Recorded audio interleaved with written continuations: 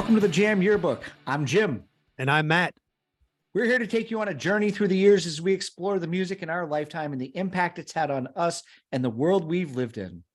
Welcome to version 2020, the lockdown episode. Not again. No. But let's hope the listeners can lock in for the next 50 minutes or so while we talk about what was one of the more unique years in our lifetimes. Yeah, and while we know it was a tough year for people and there were huge losses in the world, like every show, we've got to start this week off with those who passed away and had big influences on our lives. It's a tough list this week, full of absolute legends.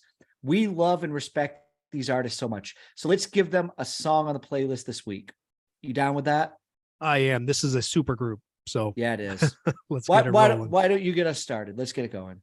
I'll get us going with Bill Withers. He wrote some of the songs that are considered some of the most important in history. His passing may have been overlooked a little bit because of the times with the lockdown and everything, and some of the other people that you'll hear coming up. But the music world would not be complete without songs like Lean on Me, Use Me, Lovely Day, or a favorite of mine, Ain't No Sunshine. All from a man who didn't start writing music until he was in his 30s. Wow. Yeah. So what's your song? My song I'm going to add from Bill Withers is, of course, Lean on Me. Yeah, what a great song. So next I'll talk about Neil Peart, the drums. When people listen to Rush for the first time, the reaction almost always is the drums. Neil Peart was one of the most influential drummers of all time. I have plenty of musician friends who don't even care for Rush, but wouldn't say a bad thing about Neil Peart. Even among names like Bonham and Moon, the drum fills from Tom Sawyer arguably are the most iconic of all time. His timing was impeccable, and his creativity behind every song made it difficult to even know what he was going to do next. He was also the lyricist for the band. You can love him or hate him or blame him for the abstract lyrics Geddy Lee was singing. Yeah. Rush had stopped touring when Neil didn't have the physical ability to maintain the level of perfection that he measured himself by. I think that's, quite respectful. I'm not the biggest of Rush fans, but I wish I gotten to see them at least once. I would have known I was in the presence of an absolute legend. And the song that I'm going to pick and put on the playlist this week for Neil Peart is Closer to the Heart. Good one. And then from there, we'll bring up Kenny Rogers. How could either of us take the right away from the other one to have something to say about Kenny Rogers and how we feel about him? We can just have a sing-along if you want. Oh, that would be a one long ass but awesome medley. That would be fun. And it's too bad that in the later years of his life, people seem to be more intent on talking about his appearance and the plastic surgery, and instead of how important his music was or how many hits he had. He had years of success where it seemed like everything he touched, it was gold. And it was worth being called gold. Absolutely. Yes, definitely. And the song we're going to add from Kenny is Ruby, Don't Take Your Love to Town. What a great song. After that, we had Little Richard. Here is someone who was larger than life. It's quite possible that he deserves the moniker over anyone as the king of rock and roll, because Elvis, James Brown, and most of the well-known performers from the 50s and 60s were undeniably influenced by Little Richard. He was an extremely unique individual, and he had a charisma that was not matched by anyone else. He could also be credited with being the true creator of the rock and roll performance. I think the word flair is what best describes Little Richard. And the song I'm going to pick from Little Richard is Long Tall Sally, The Thing. Cool. And I'll wrap it up with Eddie Van Halen, the first person probably a lot of people in our generation recognized as their first guitar god. Yeah. He set a new bar that every guitarist would be judged against. I would include Randy Rhoads in there too, but right now we're recognizing Eddie Van Halen. I'm not going to say he invented this or that technique, but he popularized and revolutionized tapping and using the whammy bar during his solos with the dive bombs and the sliding of the notes. I'll always remember that huge smile he had on his face while he was playing. It emanated from his guitar too. His solos were absolute fireworks. On their latest album, Return of the Dream Canteen, Red Hot Chili Peppers had a tribute song called Eddie. And John Frusciante, he does his best Eddie impersonation in his solo with all of those tricks. Yeah, it's great. And the song I'm going to include is not Eruption. It is going to be Spanish Fly. Great choice. Great choice. All right. So, RIP to many of our legends in 2020. Matt, before we dive in, what were your early expectations for the music we're about to talk about? Initially, it was hesitation. I mean, we're kind of in this pattern, right? Get ready for a new year. Take a deep breath. Wonder what we've gotten ourselves into. Many times we realize our initial thoughts are completely wrong. I did some thinking before listening this week, so I didn't have just that surface reaction. I kind of wanted to give the music its own space. I didn't want to come down as a downer on it because 2020, it's a year where we're probably not familiar with a lot of the music. Good. Well, when we arrived at version 2019, I brought this theory to the show that there'd been a new curve in music, and that for the first time in years, there was an abundance of good music that was being released. I was making it comparable to the boom of the 60s, 80s, and early 90s. And while I don't think it's quite the same as there's a new sound that was breaking through, I started using this phrase, old is new. I noticed that a lot of young bands and songwriters were borrowing from those earlier decades without really sounding like they were completely ripping off those scenes. The inspiration is coming from beyond, sounding less like copycats and more authentic. Yeah, old is new has been our theme in the late 2010s and now. Everything every time we suggested something, there's always a descriptor. Oh, this sounds like so and so, or 19 whatever. And you're right, it doesn't sound like a rip at all. It comes off as an honest influence. Sometimes different influences are on the same album. They take you on a journey through different eras, and all the nods, they're quick. It doesn't sound like that purposeful wink and a nod like, hey, how are you, from the 1970s. Because when you grow up liking and listening to a lot of one artist, you tend to take on that semblance. How many times have you been on a road trip, songs come on the radio or your mixtape or whatever, and you find yourself imitating the voice that you hear? Yeah, absolutely. Yeah. In 2020, there were a lot of familiar faces that returned with new material. I don't know if this was just a coincidental with lockdown taking place, because I do think some older bands got together and some people created music online together who maybe hadn't talked to each other for years. But we had albums from Crowded House, Perry Farrell, bands like Semisonic and Nada Surf, both released albums that sounded well matured from their earlier days. I think there was a resurgence of nostalgia during lockdown. People were home and taking time to reflect more on the past, reconnecting with their old friends and families. We're spending more time together. But before diving into the new stuff, there were two albums from bands we loved from back in the day, and I want to talk about them quickly. The first one was the Pearl Jam release, Gigaton. This was, in my opinion, a brief return to the mid-early 90s form. Dance of the Clairvoyant sounded like it comes from Verses with a kind of a Talking Heads feel. Eddie Vedder's always admired the Talking Heads and definitely has influences with the rhythm and vocal structure in this song. And then there's the song Superblood Wolf Moon. This sounds like a missing song from Vitology. It rocks. It has a raw feel. The guitar solo, when it just smokes, it kind of sounds like it comes in reverse when it starts. It's just really cool and unique sounding. Once you get beyond them, it kind of slips back into what we've been getting from them for the past 20 years, which isn't to say it's bad, but the resurgence of youth in the earlier tracks kind of makes the album, for me, it was a letdown about halfway through. Those two songs, though, they brought me back to my 20s, and I thought they were really good. All honesty here, this was the first time I listened to Gigaton this week.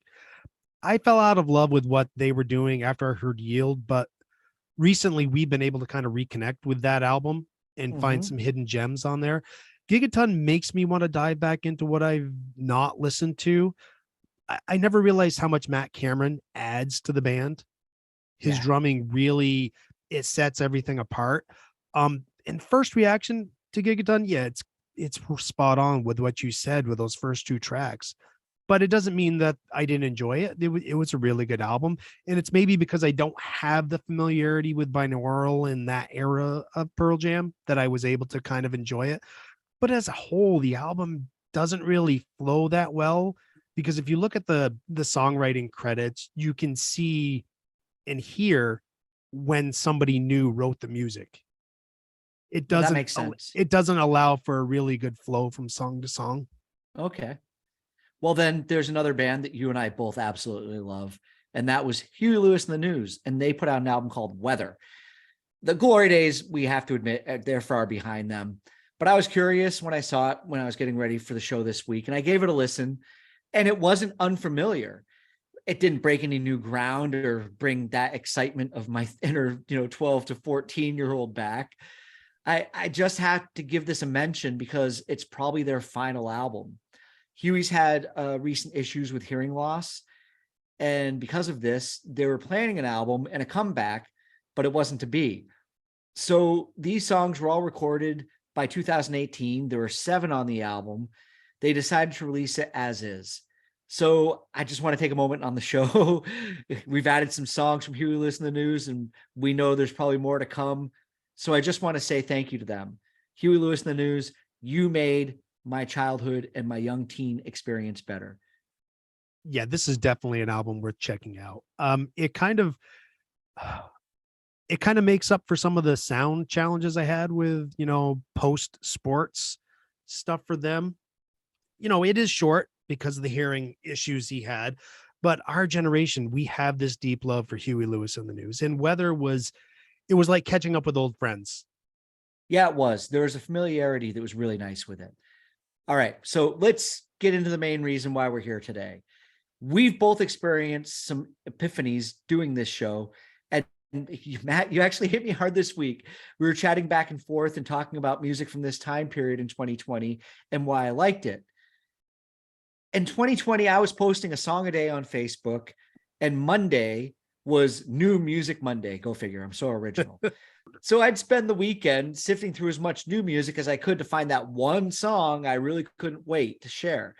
I couldn't just post a new song by the Snuts every week, even if that's what I really wanted to do. But I started to find all this great new rock that really sounded like a lot of what I loved in the 90s. As we just talked about, they had that familiar sound that I love without ripping off other bands. And we started using this phrase over the past couple of months, old is new. And I really heard this shining through a lot of what I was going through. I can't really explain why I love this new raw indie rock so much. Well, it's because you could do this kind of music. It's very relatable. All this kind of instrumentation and the songwriting, it was something you could envision yourself in a garage or a basement or your bedroom writing. Yeah, that's probably it. I had so much fun in a small room with noisy rock that listening to the music from these bands really brought me back to a beautiful nostalgia. I think growing up with that dream myself, I really love watching young, talented musicians pursue it. It's more exciting to me to see decent unknown bands in small venues than big bands in arenas.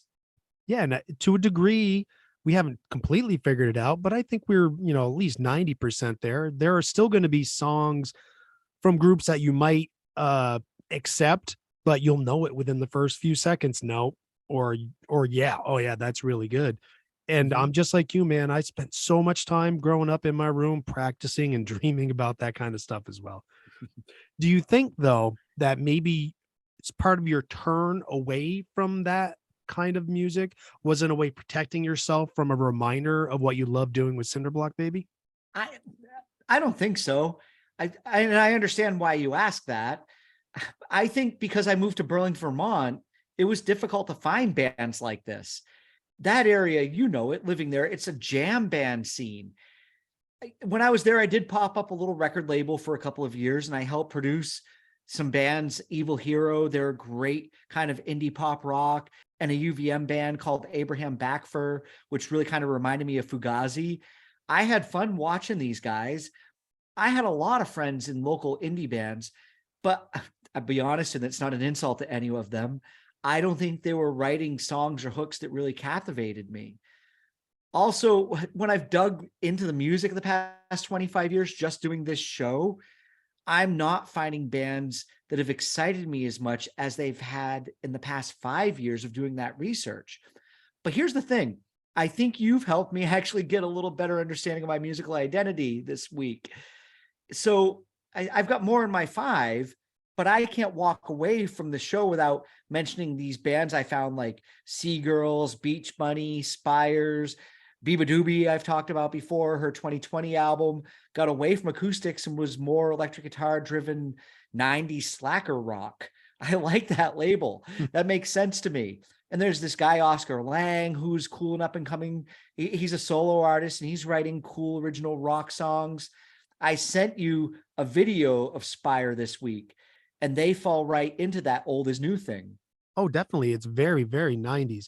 At first, I kind of got Veruca Salt vibes from them, but it's definitely, it's got more polish. They kind of borrow from a little bit of Cranberries, but and an early 2000s kind of pop rock. I even hear Go-Go's with them when it Yeah, a comes little to the bit. crafting, of that. Yeah, and I love that guitar rock. Those two young women got guitars for Christmas and when they were about 12 or 13 years old, and they've been best friends all through childhood. Just last week, they sold out St. Luke's in Glasgow. This venue is probably, bigger. I would maybe even say twice the size of the Higher Ground Ballroom in Burlington, where we're from. And we see good sized touring bands come through there. Maybe seeing a band achieve success like this does draw me back to my Cinderblock Baby days, because I can live vicariously through them when I go watch them play. I'm watching young people go out there, write great music, and be successful. Just this past year, I saw them here in Aberdeen in a small bar. They were actually just fulfilling a gig they'd booked before lockdown that they had to come back and play. And it was cool to see them in just a tiny venue, knowing that the next one, there are going to be, a couple of thousand people there watching them play. I love knowing that they're just continuing to chase that dream and they have the ability to continue to rise. And I think that's what sets new bands like that apart from older bands that just, you can kind of get the sense that they're phoning it in. Yeah. Where these new bands, they still have that energy and that love Yeah. They've got for drive. wanting to achieve that success. Yeah. They're driven. Yep. It's good to see. So, and one of the bands that stuck out to me in this way was the Lemon Twigs. This doesn't belong in the 2020s. From every sound, not just the songs, but how it was recorded. This is the 70s all the way. It's part Bowie, Alice Cooper, a little bit of Bay City Rollers, kind of pop rock. Live in Favor of Tomorrow reminded me of I Only Want to Be With You from the Bay City Rollers. That's where I'm kind of getting that. I got that. And then the Chats. This is old school 70s punk. The energy, the sound, the growl, and their songs are so catchy. The Chats, they're nothing like the pop punk that's all over the place right now. So don't think of Green Day or Machine Gun Kelly, whatever the hell that is. Get that right out of your head. This is not the Chats. This is right down to 2-minute long songs. And something, once again, borrowing from the past, but it doesn't sound stale. Not at all. I don't know why. I think 20 years ago, if bands had done this, it would have sounded stale, but it doesn't now. And let's face it, you found the biggest of the golden nuggets this week. You're talking about Pottery, right? That band, again, here we go. Talking Heads vibes. Oh, absolutely. I really loved it. The drums, the percussion, the group vocals, everything going on, they fall right into that old is new conversation that we're having. Of course. And there are so many influences I hear on this album. They're not rips. They're just honest influences. When you recommended it to me, I couldn't stop listening. I put it on my way home from work, and I came into the house, headphones on, never took the headphones off, just kept doing what I was doing, coming home from work, and continued listening to it until the album finished. It's going to go right into my daily listening. So they're from Montreal, and you should keep an eye out for them if they ever come to play anywhere nearby. Oh, I already checked. There's nothing. And I don't even see a new album coming out. I really hope they're working on a new one. We've made quite a few recommendations from week to week, but this album, Welcome to Bobby's Motel, it's at the top of my list for new bands. Yeah, it's great. And then also in 2020, I found some funk, soul, and hip hop throwbacks with artists like the Allergies. I've mentioned them in previous episodes. I'm a big fan. There's a band called MF Robots. They've got a song called Mother Funkin' Robots that's just, it doesn't make any sense, but go listen to it. It's fun. And Peachtree Rascals is just another cool R&B kind of funk band. And I'll throw Wolfpack in here too for funk. 3 on E and Test Drive, they were some big highlights for me. And thanks to my kids, I had plenty of rap and hip hop to listen to, but it was much more with the times than Peachtree Rascals. Yeah. Kid Cudi's Man on the Moon 3, it's really chilled out. It's not my favorite record of his, but Mhm. I've liked enough of his stuff and I really find his voice endearing where I'll listen to it. I'll give stuff a chance from him. Yeah. I'll go check that out. You know, I take any recommendation from Kid Cudi. And there was also this cool 80s like retro band called the Ghost Club. Then they had this song called Same Graves that I discovered. They'd posted a music video on Reddit and they were just kind of looking for opinions. What do you think of my video? I don't really know how big they are. They probably haven't charted, or they might be a small town band for all I know. Yeah. But it immediately became a song that went into my daily shuffle. I loved that throwback sound. Yeah, it was a really good one, but I don't think they could compare to the most 80 things I found, which was Moleshot Doma. I swear they built a time machine, went back to the 80s to record this record. I don't think that's an exaggeration either. Even the production sound is straight early 80s. And I don't know, I kind of was maybe put me in the mode of just can't get enough era Depeche Mode, but even just a little bit more lo-fi. Yeah, when you sent it to me, I said it sounded like a 80s soundtrack to A Boy and His Robot Girlfriend or something. Yeah, like yeah. that. And you said this might be a little too 80s. It's good though. Yeah. But Oh, yeah, here- it's good, but it's deep. It is. But here's the thing. My guess is that anybody who's listening to the show right now, especially if they're our age, they're like, who? Yeah. Bueller? Who is this? Yeah. But my point is that most older people say there isn't anything good anymore. And they're expecting to find music from the radio and the charts. They forget that when we were young, you had to go look for this. It takes work to find good music. You can't look at the charts to see the shift that I'm talking about. There's so many charts, and it seems like definitely the one that gets all the publicity is pop, Yeah, right? The Hot 100, it's dominated by pop. you're exactly right what you just said. Older people like us only see the charts. When I look back to 1992, in my mind, Pearl Jam and Nirvana were the biggest bands in the world. But then you look at the charts and Boys to Men and Crisscross had the biggest hits. Yeah. We know that there was a lot of great music coming out then, but Color Me Bad was scoring higher charting hits than most of anything we were listening to at that time. And it's that exact thing that leads to me having a disconnect with saying, holy Color Me Bad was out at the same time as Pearl Jam, Yeah. because the sounds couldn't be more different. And, one couldn't be further away from what I was listening to. But really, who are the charts for? What age? I think they are a relic. Has pop music really just now turned into being the Instagram crowd? Beyond just being popular music, it fits in a frame for people who like endless selfies and present very superficial lives on social media. That song Chase Lounge, which we weren't huge fans of, just won Grammys and Brit Awards over here. I have friends who liked Katy Perry or Pink or Beyonce. They like Maroon 5, great pop music in its own sense 10 years ago. But even they think that this music that's coming out now is shit. Yes, it's like fast food. It's quick, but it's not so easy to digest. You only need to hear a small part to know the entire song. You swipe left over and over and over. It's perfect for short attention spans and people to just live in the now. It's all about the TikTok crowd, the You're Instagram, right. Snapchat. It's all about this quick immediacy, You're right. If you can do a 30-second TikTok dance to it, you've won. right? And you Yeah. you give it the right push, and Yep. being told over and over, this is where influencers probably have an effect as well. The hype machine, it can build up that FOMO, that fear of missing out. It feels a little like it may be, I don't know for sure. This is kind of thinking out loud, that maybe the record labels have so much money tied up into legacy artists that they don't want to shift the sound too far away or bring along Mhm. too many new artists.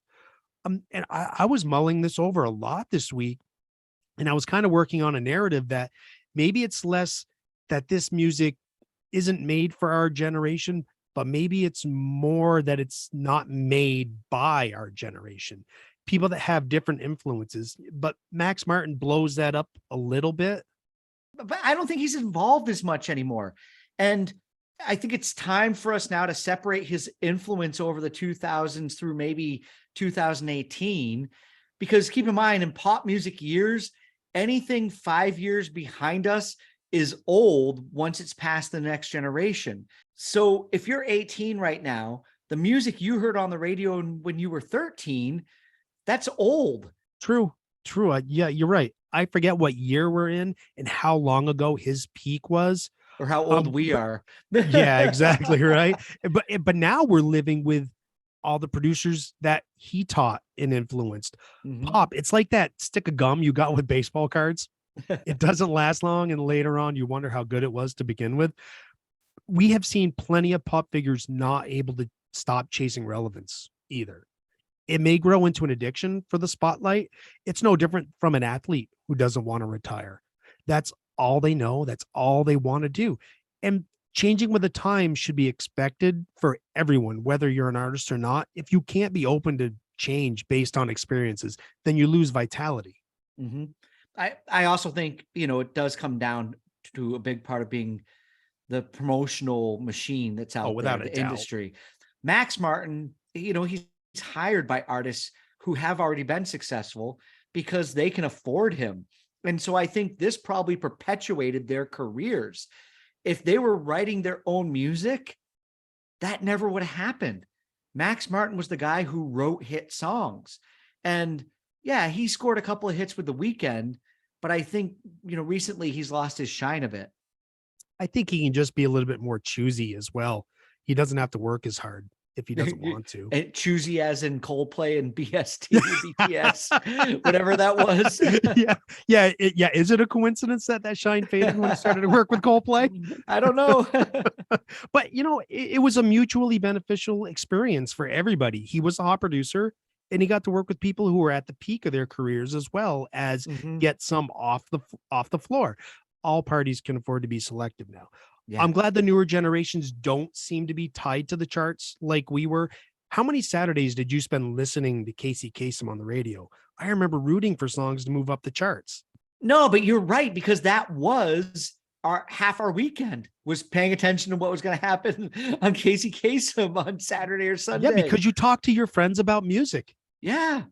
But kids like yours, Harry and Mercedes, who joined us on the 2019 episode, and more, in my opinion, that I've witnessed, are turning away from it.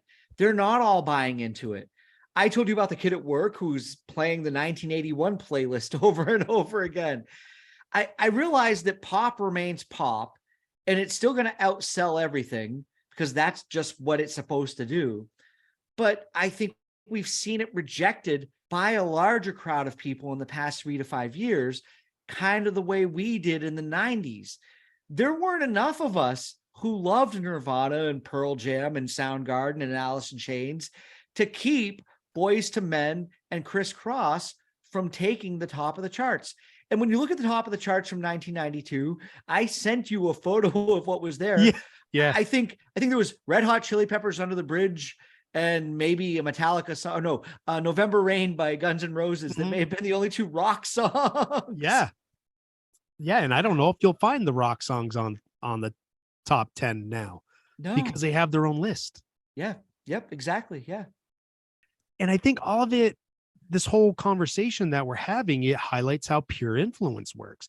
We also didn't have chart or airplay segregation like there is today. And that's not just radio's fault either. If you make a playlist on Spotify, Pandora, wherever, even YouTube, they'll make suggestions based on what you listen to. It further separates you from other genres. Yeah, because when we were growing up, I found new music going over to your place and hanging out. People found new music coming over and hanging out with me, or taking a ride in my car and hearing new stuff, or I learned it from people who were playing music at work. But that's the only way we could back then.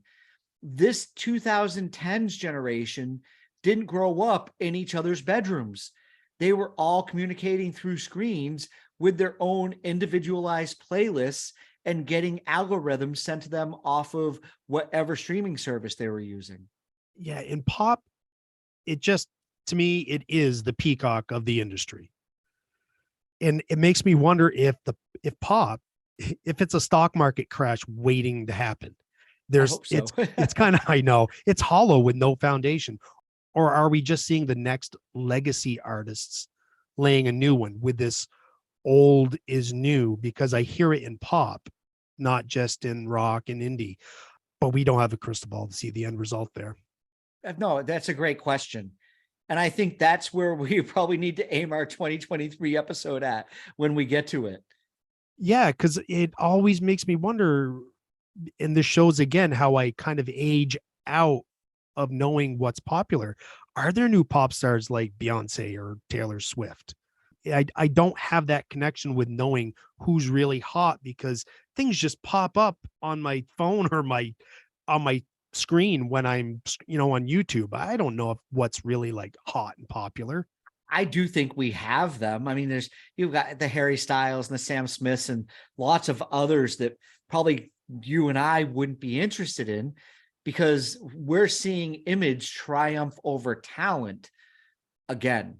Yeah, and that's kind of pop, right? Mm-hmm. I don't think the charts are maybe purposely snubbing the music outside of pop. I think it's more that the machine knows how to sell this one thing, and they have an audience that they can rely on.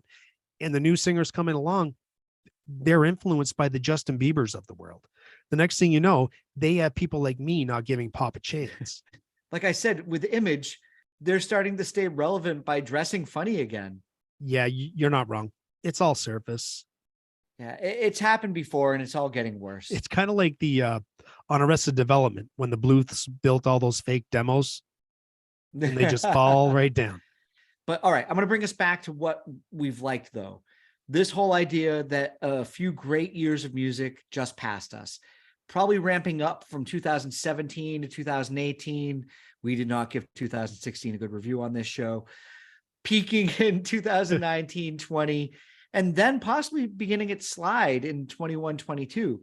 3 to 4 years ago, I was listening to the new music playlist every single Friday when it would come out, and I found things worth checking out.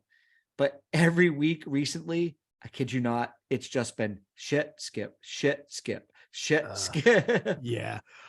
I remember getting ready for 2022 and being a little disappointed because of the success that we had in like 18, 17, 19 of getting, really good music.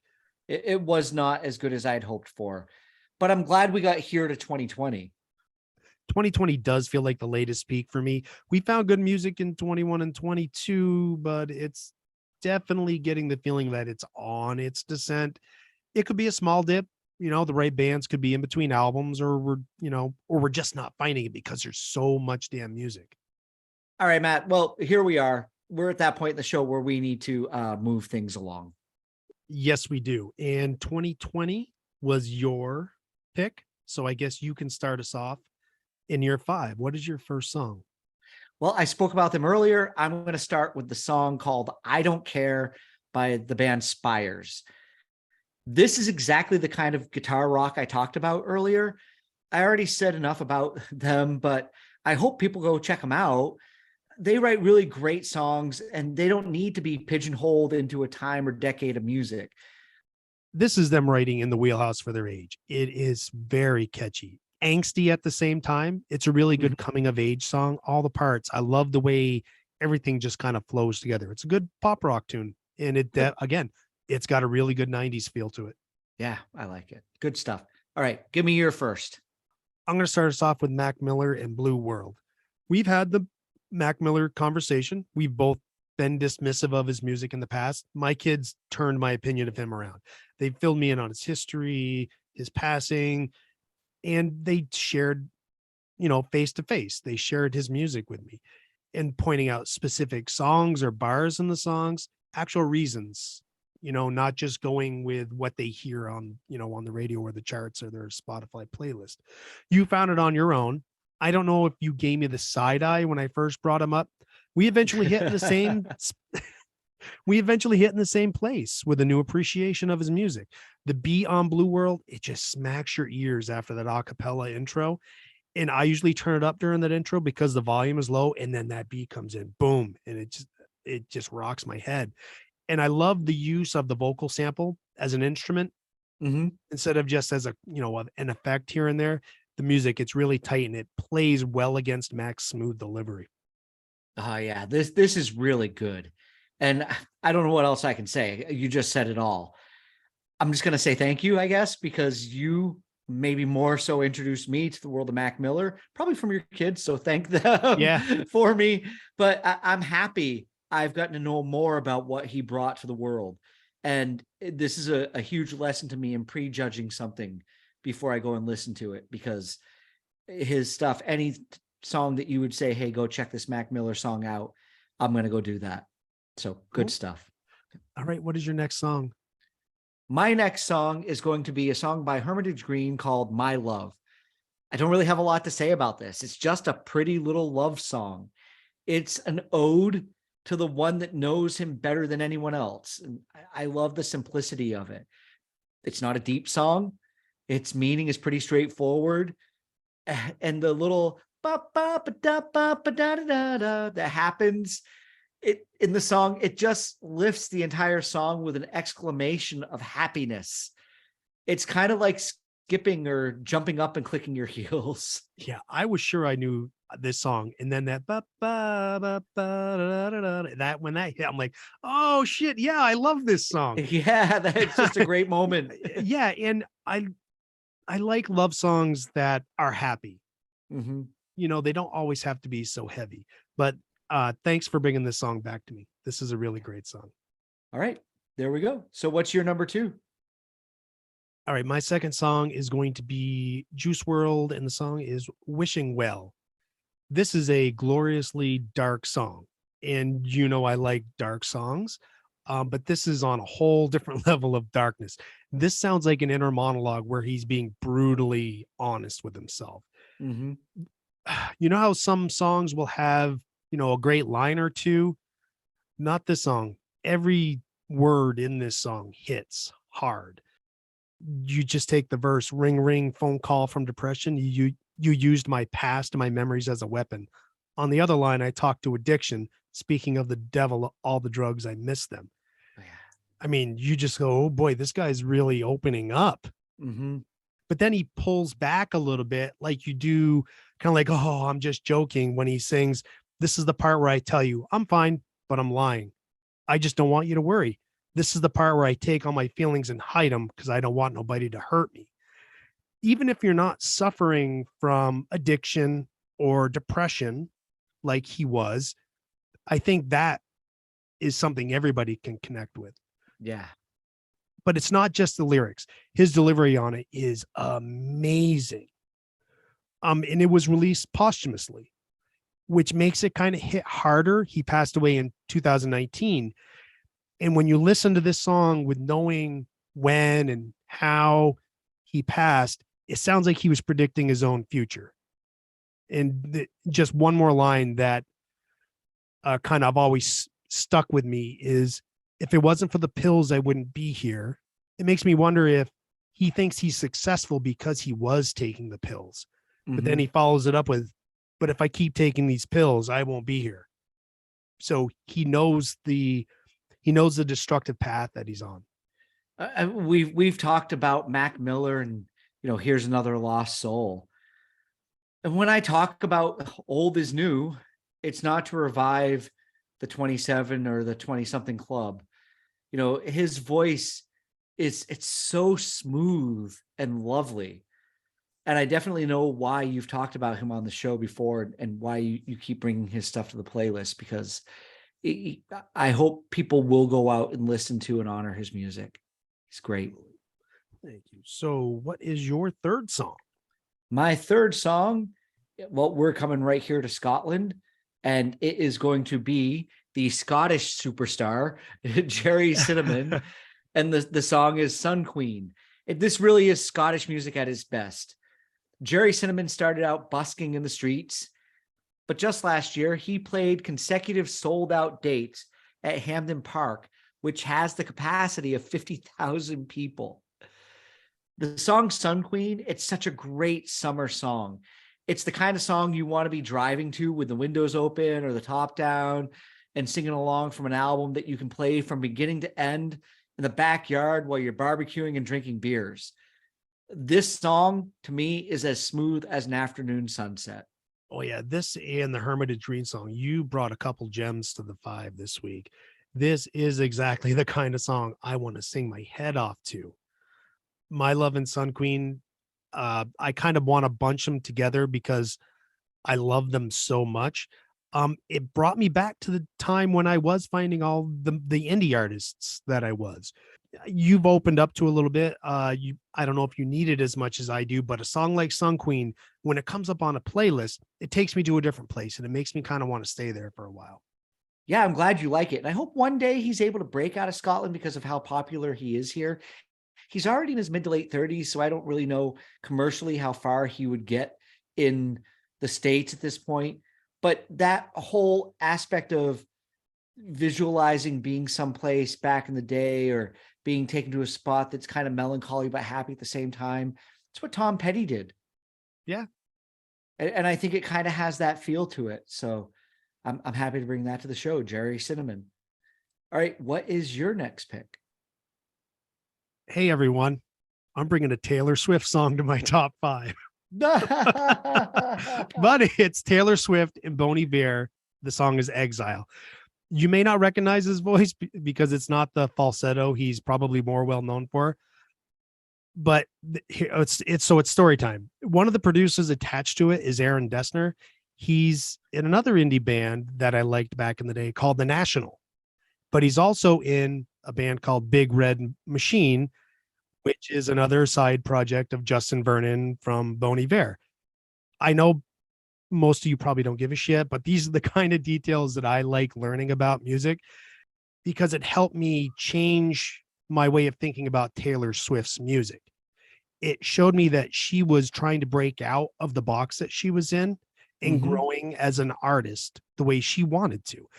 And Exile brings me back to the kind of duets that we would hear growing up on Casey's Top 40.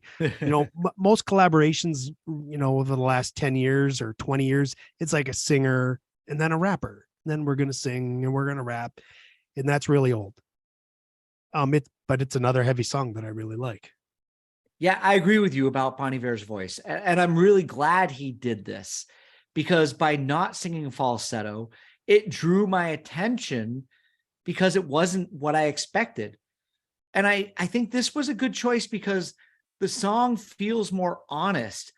The falsetto voice is nice, but let's be honest, it's a put on voice when he does that, and I'm not knocking it. It's just intentional for the same reason his voice is in the speaking tone here, to inflect real emotion. Yeah, Matt, sure, it's a Taylor Swift song, but in 2020, I think she surprised the world with her growth and maturity, and also made her fan base well served by releasing these surprise albums on people. It was absolute brilliance on her part. I agree. All right, Jim, where are you going to take us for your fourth song? My fourth song, well, it doesn't get much more 90s alternative slacker rock than Soccer Mommy and the song Circle the Drain. We owe this to Sandy. He brought this to us one night. He was like, I kind of like this. Our friend who, and I want to thank him for sharing it with us. It came from way out of left field, but it was like he knew what I needed to hear. It doesn't necessarily have a commercial sound, and it doesn't contain the massive hooks of that kind of guitar rock music I've been talking about all night long, but the whole damn thing works and it sounds great. I'd stand in a bar and nod my head up and down to cheap beers all night listening to them. 2020 certainly has been a time machine.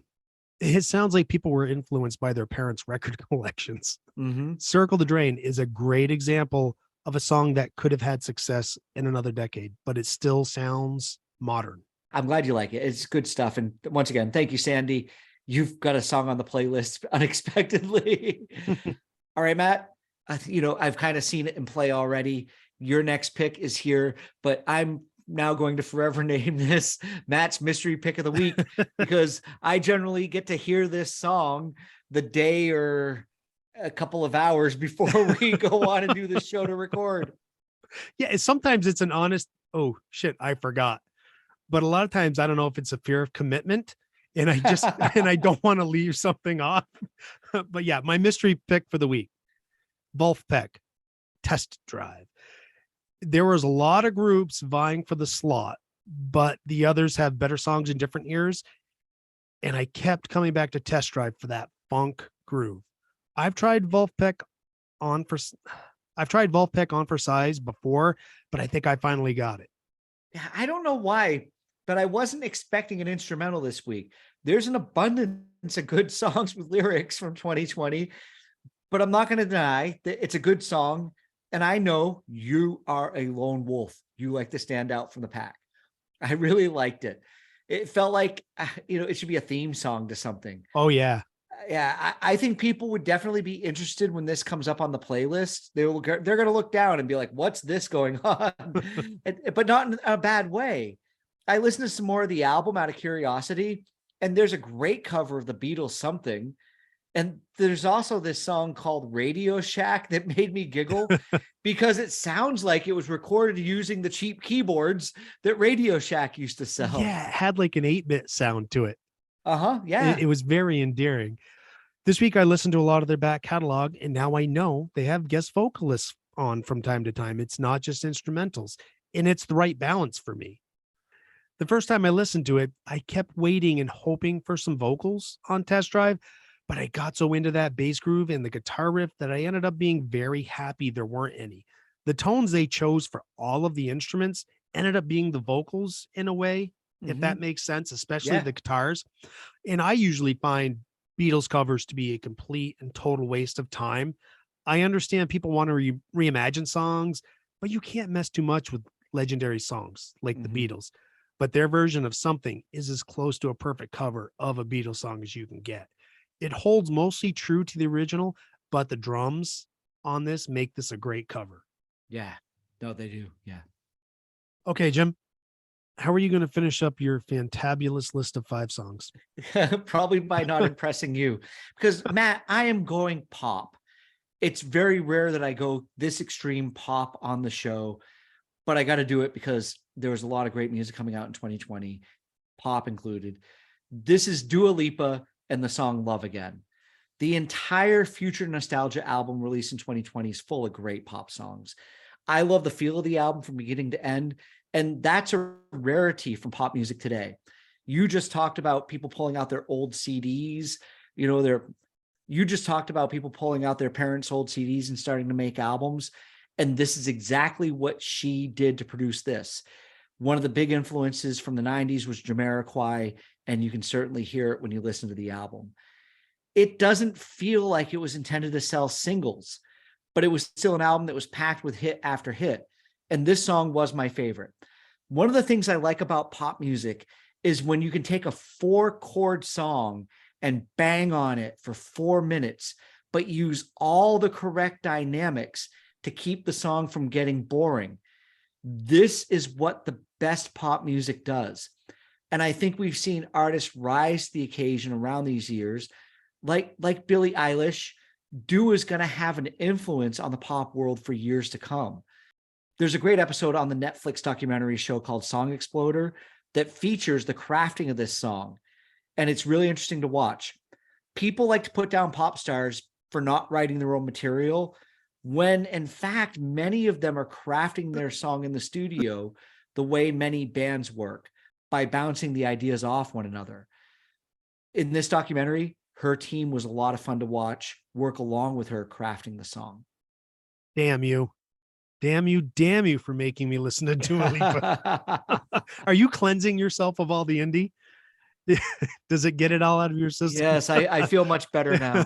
Well, I'm glad for you. No surprise, this isn't my sound, but I do like the disco feel in the background, all the strings and the drum beat. But here we go. Even pop is borrowing from older eras to create new songs. Yeah, it is. Well, Matt, I wasn't trying to hurt your feelings this week by sending you down the pop music road. And hopefully I didn't hurt yours with my my harsh, well, they weren't harsh words. No, that's fine. You know, I came around to your music and eventually you'll come around to mine. Yeah, I don't think you were expecting a glowing review. No, I wasn't.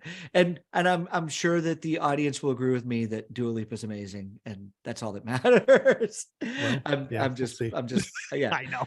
Anyway, what's your fifth song? Let's get this over with. Yeah, I'm gonna go with Pottery, and the song is Texas Drums Part 1.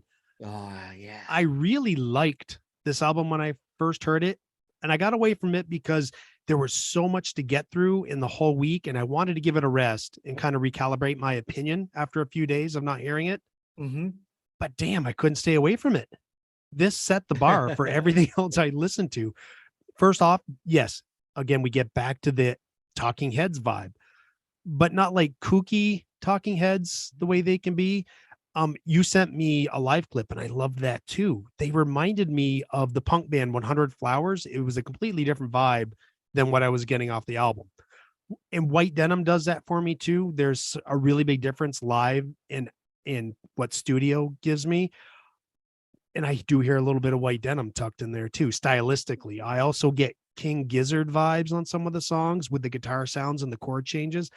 I had to order the vinyl this week. I fell in love with this album. I can't wait to get it. I haven't been as high on a band like this since I found White Denim. This song stood out because it sounds like it would be very fun to participate in a concert with and chant along. It would just be so much fun. It's a great show close. It would be a great show closer, and it's got a really good groove. And if you listen to part 1 and 2 together, it takes you on quite the journey. Yeah.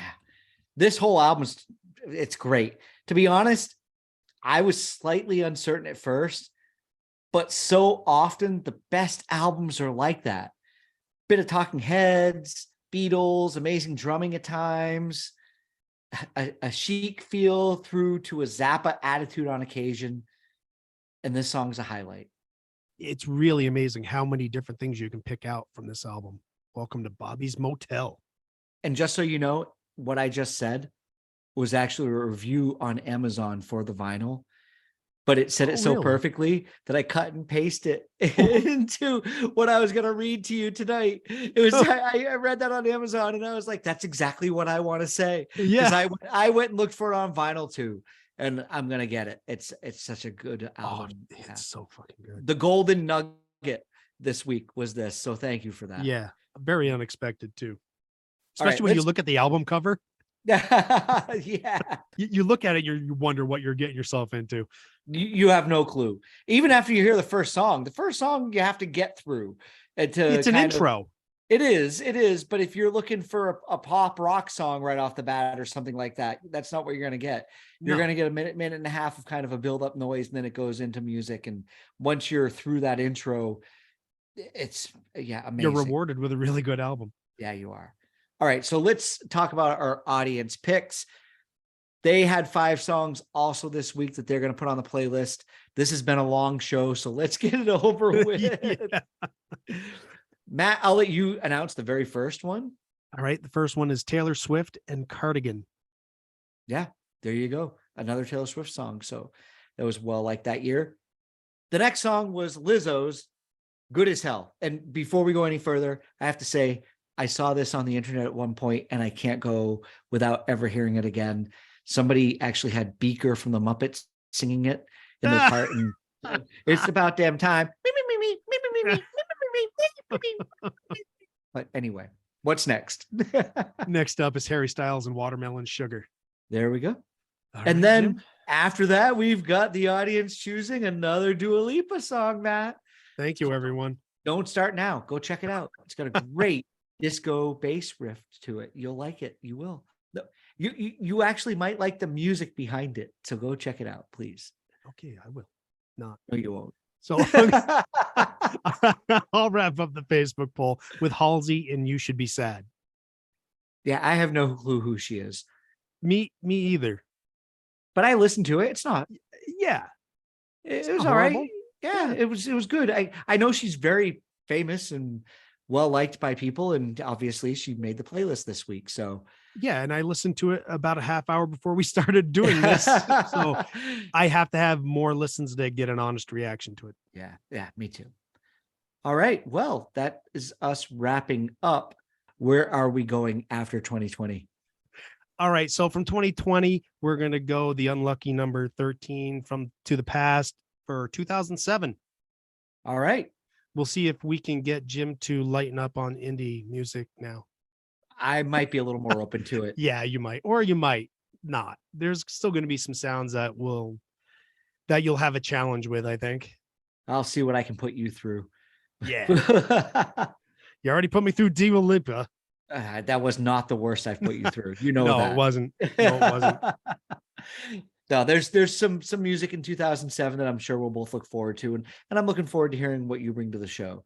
I think you brought the metal show to us last week, so I'll close this week up. Yes. All right. Well, thank you everybody for listening to the Jam Yearbook once again. It's been a good time. Matt and I, we have had a lot of epiphanies this week about music, and some agreements and some disagreements about what we like, but that's going to happen every single week. We thank everybody for tuning in, for voting on the Facebook group page, and we look forward to bringing the show to you next time. Matt, you can say your goodbye to everybody. Goodbye, everyone. So long, farewell, and thank you very much for everything you've done for us. Here we go. Peace, love, and podcast.